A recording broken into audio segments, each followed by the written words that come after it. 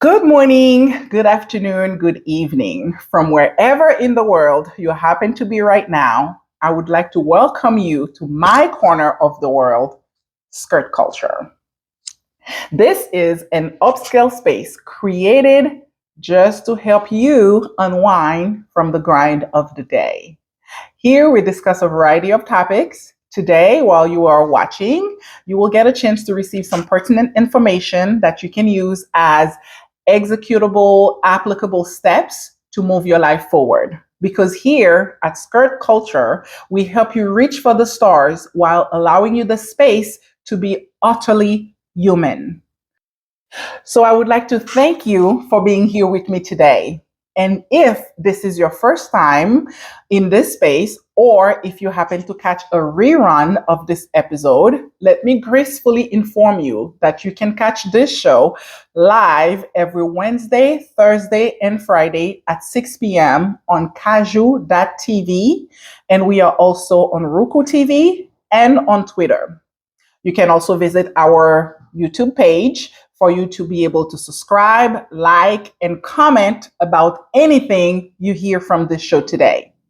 And of course, all of this information is available by visiting our Facebook page, mrswimberly.com. Other ways that you can stay in contact with us is via TikTok and Instagram. Those two platforms share the same handle, Mrs. Wimberly _life now. And ladies and gentlemen, that take us to our first break of the day. We'll be right back. Whether it's, dotted line reporting or direct line reporting, that's what I mean when I say any type of relationship. I want to make one thing clear before we move any further. And if you did not hear anything from this section, I need you to hear this. The burden to establish trust. The burden to establish trust rests on the shoulders of the employer.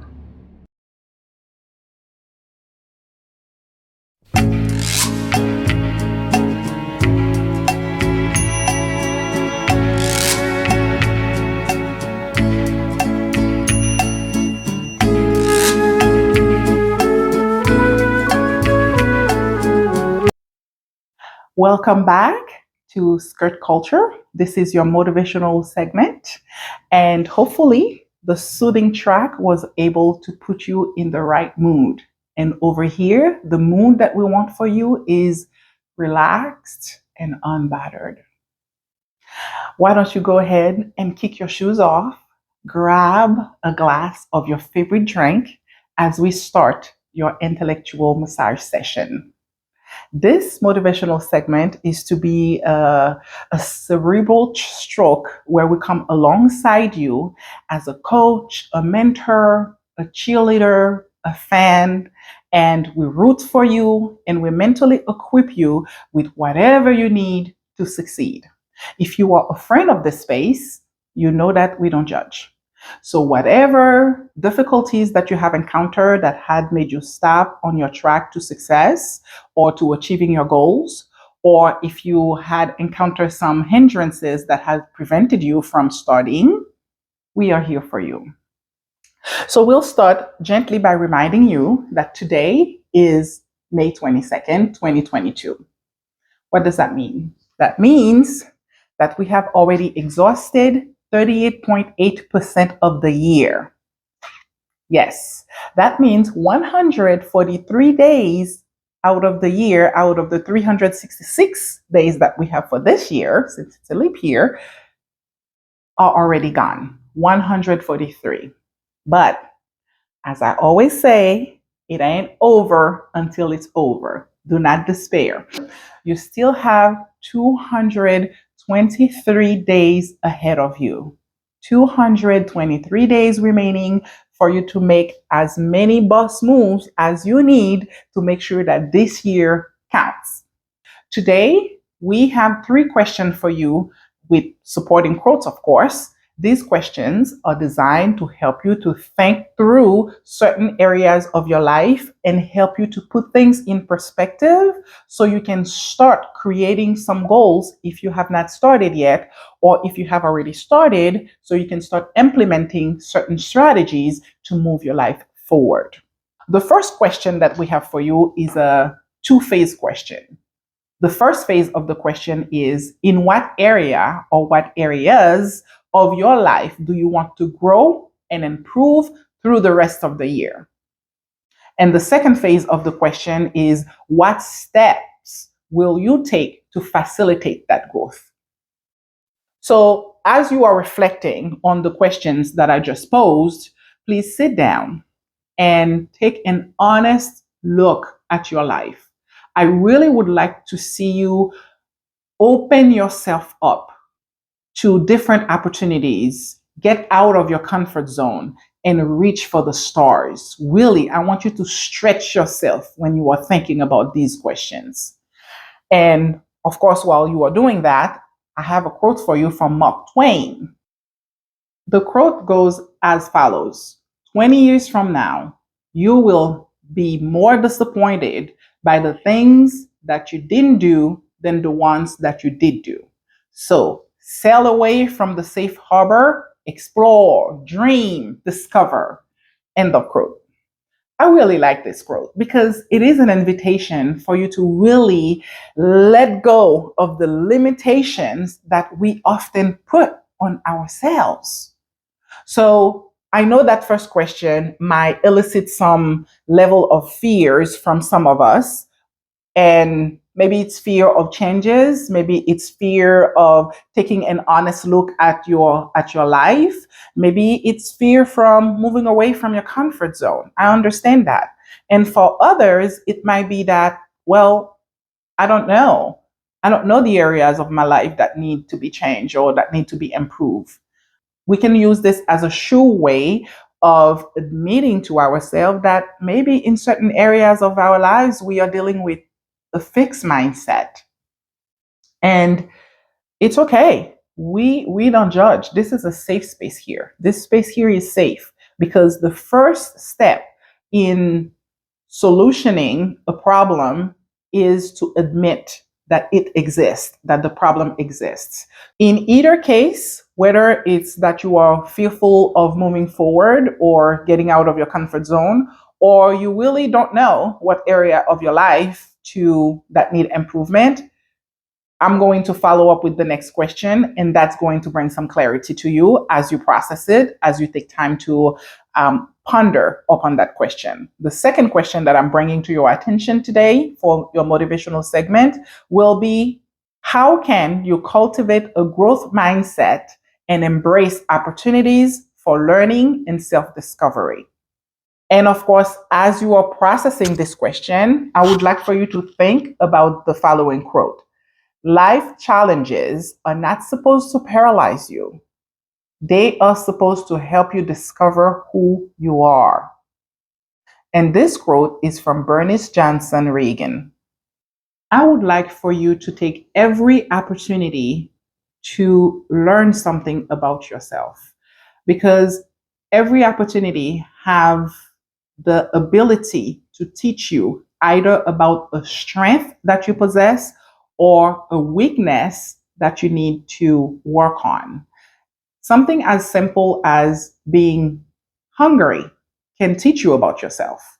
How do you react when you're hungry? It's important to know, because me, for example, my husband called me an hungry bear because when I'm hungry, let's just say that you need to feed me as soon as possible.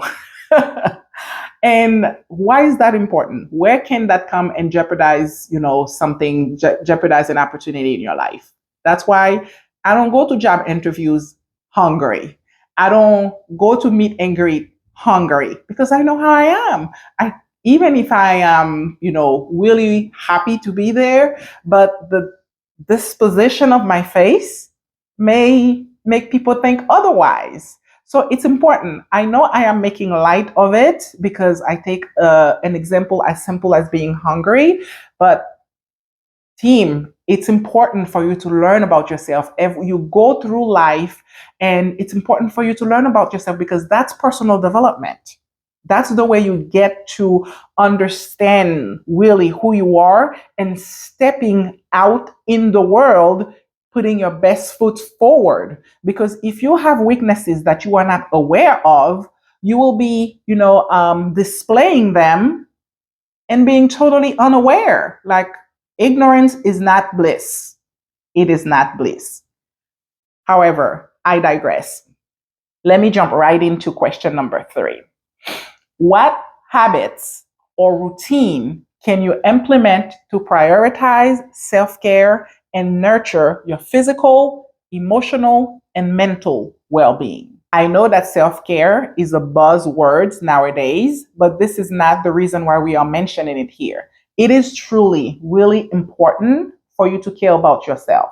And while you are thinking about that, the quote that I have for you today is: the best thing you can do for the whole world is to make the most of yourself. This quote comes to us from Wallace Wattles. And just like I was saying after I asked the question, it is important. Self care might be a buzzword, but it is really important for you to care about you and care about you in every single aspect of your person, of your humanity, because we cannot pour from an empty cup. And I know my listening parents or my listening caregivers, they will be quick to come with the argument of, after we do what we do for our loved ones, there is not much strength or not much energy or not much time left to attribute to ourselves. So we just go with the punches or roll with the flow, whatever the saying is. I understand that, especially if you are a sandwich generation. A sandwich generation is somebody that is stuck in between. You have your own family, your own, close circle, husband, wives, and children, and what have you to take care of. But you also have the previous generation, the generation that was before you, that you are responsible to care for. That's a sandwich generation. And those adults that are in that position, I get it. Trust me, I really get it. It's a lot. However, like I say, you cannot pour from an empty cup. You have to make an effort to find the time to replenish yourselves. Because in order for you to give your best to your loved one, to those people that you say you love so much, to those people that you are responsible to care for, you need to have something to pour. You really do need to have something to pour. And that thought, my friend, take care of our motivational segment. But as always, should you need more help with goal setting, whether it's to decide, which area of your life you should focus first, or you need help structuring the objective of your goals, or maybe you just need help, creating strategies or an action plan, I am here for you. Please just leave me a comment on YouTube or on any other platform where I have a presence. Now, I want you to take a deep cleansing breath. Another one. As now we are getting away from the intellectual massage session and we are making our way to the workplace. We'll take our next break and we'll be right back.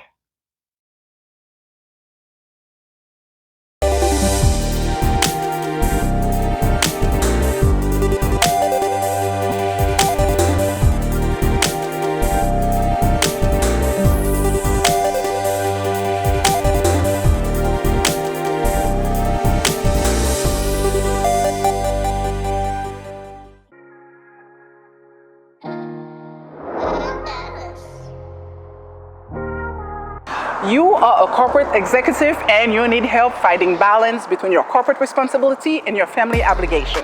Or you are a soccer mom. You just need a safe space to have an adult conversation.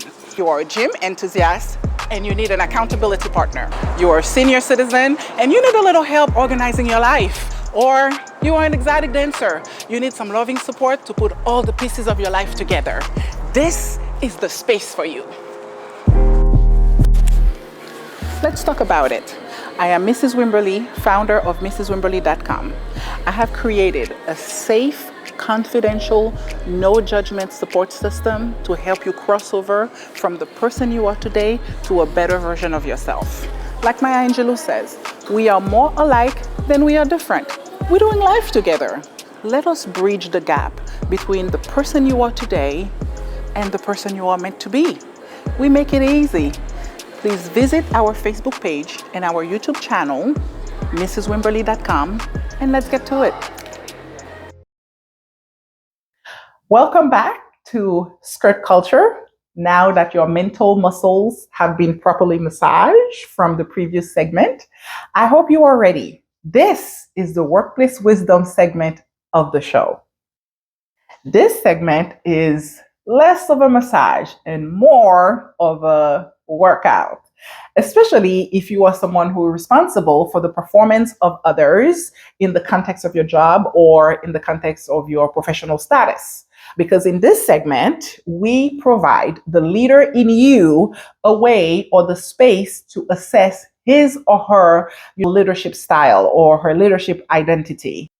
I also make room for you, the leader, to explore new school of thoughts by offering empirical and experiential wisdom on how to navigate the different aspect of leadership or management or being part of a team or being promoted or etc. Different aspect of being an integral part of this modern workplace that has emerged in the past few years.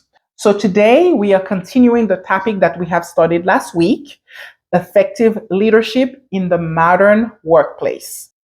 Under this heading, today we are discussing the topic of psychological safety at work. So I can get everyone in the same page for the sake of our time together, I will start by giving a blanket definition of a psychologically safe workplace. So in such environment, no one is afraid to express their opinions or new ideas or propose new processes or making mistakes from which they can learn.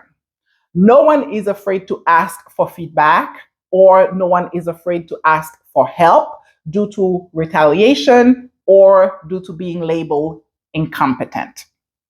Please let me know in the comments any other specific areas in your specific job or in your specific organization that you feel that an employer can provide you of a more psychologically safe place. Start by giving you some statistics. These statistics, I provide them to you in order to demonstrate that the topic that we discuss here at Skirt Culture, they are not just topics that we discuss for the sake of discussing them, but they are prevalent topics that are in the mind of the people that are currently in our workplaces. So to start, we have 92% of workers said that it's very or somewhat important to them to work for an organization that values their emotional and psychological well-being. 92% say it's very or somewhat important to them to work for an organization that provides support for employee mental health. 95% say it's very or somewhat important to them to feel respected at work. 95% said it's very or somewhat important to them to work for an organization that respects the boundaries between work and non-work time. And those statistics have come to us from the American Psychology Association from 2023. Now that I have made it clear how important it is for our current workforce to have a psychologically safe workspace, let's talk about what you as the leader can do to make sure that that happens. Today, we're going to use a very cool tool.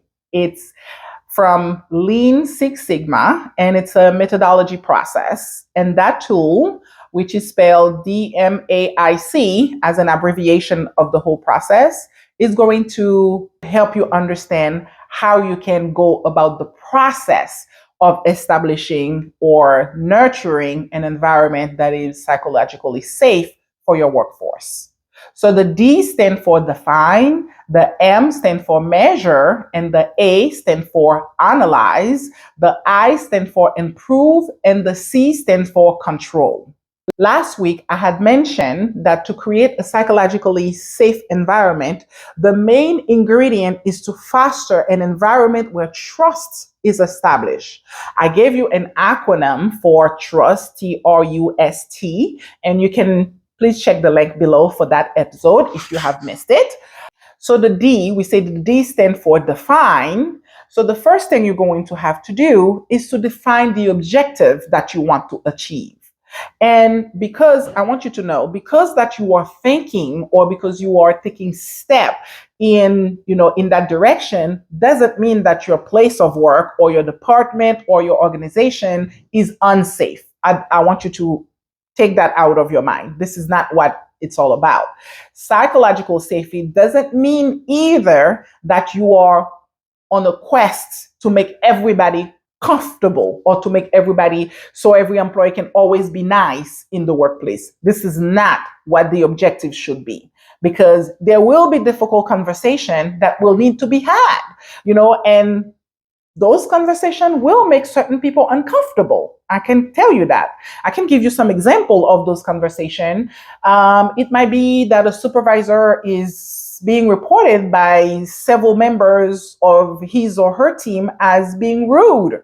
So maybe the objective is, how to train or how to stop that in the organization, how to make these team members feel psychologically safe, that they don't have to deal with a rude, supervisor. That's a difficult conversation that you're going to have with that supervisor.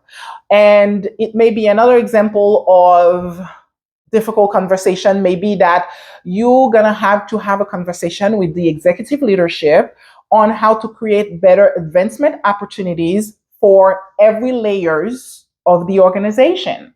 And there is so much more, example that I can give you. Please comment below if you have specific, because I know every workplace is different. So if you have specific areas or specific conversation, difficult conversation that you can think of, I would love to hear from them. Please leave me a comment below.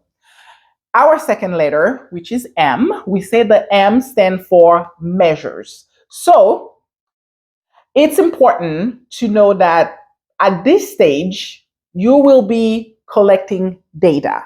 You have to know exactly where your organization stands or where your department stands. And how do you do that? One of the best ways that I can think of is by sending out a survey. And there's actually a cool tool that was invented by a Harvard business professor. Her name is Amy Edmondson. She had invented a tool called the Psychological Safety Scale.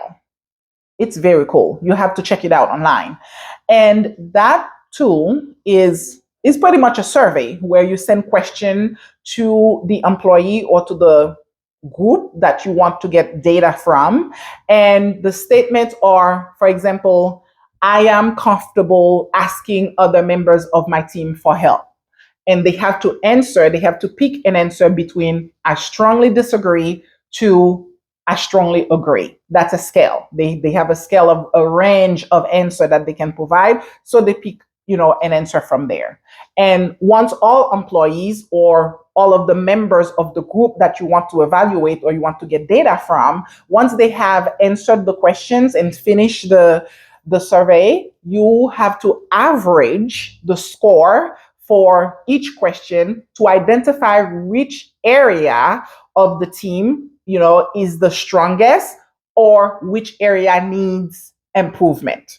So that's what you do at that stage, at that phase of the process. Measure. You are measuring where you stand, what needs to be improved, where we are okay, and what area that may need your attention the most. So the third phase of the Six Sigma process is A for analyze. So that's the stage where you find the root cause of the problem. And how you do that? It's because you have now collected the data, you have analyzed them, put them on a dashboard, classify them, categorize them. So now you will be able to identify root cause. Where is this problem coming from? So that's what. And again, the scale will be able to help you there. The scale that we mentioned in the previous phase, in the measuring phase, the scale will be able to help you because that scale not only is useful for collecting data, but it also help you with scoring those data as we mentioned, but also assessing what need to be worked on. Other question in the survey will give you an idea on the improvement process, how you are moving along, and all of these things are being measured qualitatively and quantitatively. And also that scale will help you to give you an idea on how are you moving towards those goals that you have set in stage 1, which was define. The fourth stage of the process is the I for improve. So at this stage, armed with all of the data that we have collected in stage 2, so you'll be able to start bringing some solutions. Even if you don't have the full solution, you can bring some element of solution because the data will make it clear to you on what is going on there. And those elements of solution might be as simple as being intentional about asking your employees for their opinions, asking for feedback, actively listening to their responses, or implementing new ideas that they came up with, those kind of things. So you will be able to kind of advance in the process and kind of making an impact already on the problem you have diagnosed in phase 1. So the last phase is C for control. That's where you observe. That's where you document. That's where you evaluate. Because at this phase, control is mostly for you to see, okay, how are we doing? How big is an impact are we making? What are the processes that are working? What are the new implementation that are not working? All the implementation that you have installed in phase 4, that's where you get to evaluate them and continuously. And so that is a rinse and repeat type of situation. So after, control, you are never done. That's the objective of Six Sigma. You are never done. It's continuous improvement. Because guess what? You are acquiring new employees, old employees are leaving, new employees are coming. So you're constantly improving this process. So this is how you can make sure that you are very methodical about fostering, then nurturing an environment where employees or your team members, they feel psychologically safe. And this, my friend, is the end of our segment Workplace Wisdom. So we will take our last break of the day. I'll be right back. Hey, Marge. James says that you wanted to see me. Is everything okay? Jazzy, you don't know what you are here for? Then your fake eyelashes must be messing up with your reading, because I sent you an email about that. Oh, I'm sorry. I was distracted by that bleach blonde, bat-billed, butch body. What did you just say? Did you mention something about an email? Oh, I am so furious. Where is James? James! Jazzy, I just heard about Margie's remark toward you, and that should not be tolerated. I am appalled and enraged. I am going to ask for immediate dismissal. Alex, you know the deal with her. Stupid is as stupid does.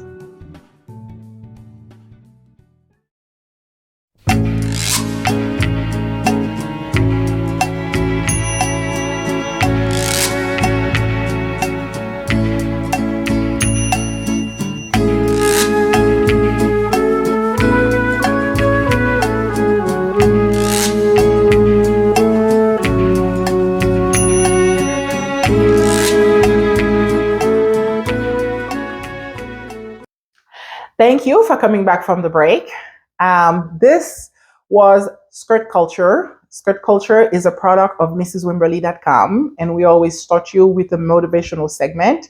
And on Wednesday, we continue with a workplace wisdom segment. Today, we have talked about effective leadership in the modern workplace in the workplace wisdom segment, and we had talked about the psychological safety of the team members for whom you are responsible. So we thank you so much for being with us today. And as always, in the credit, you will get a chance to see all of the places where you can stay in contact with us. Please subscribe to my YouTube channel, Mrs. Wimberly, so you can stay abreast with all of the episodes that we put out.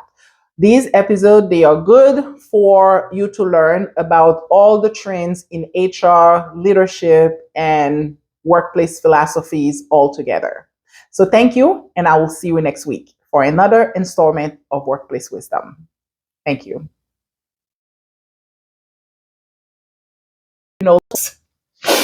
Good morning, good afternoon, good evening from wherever in the world you happen. I'm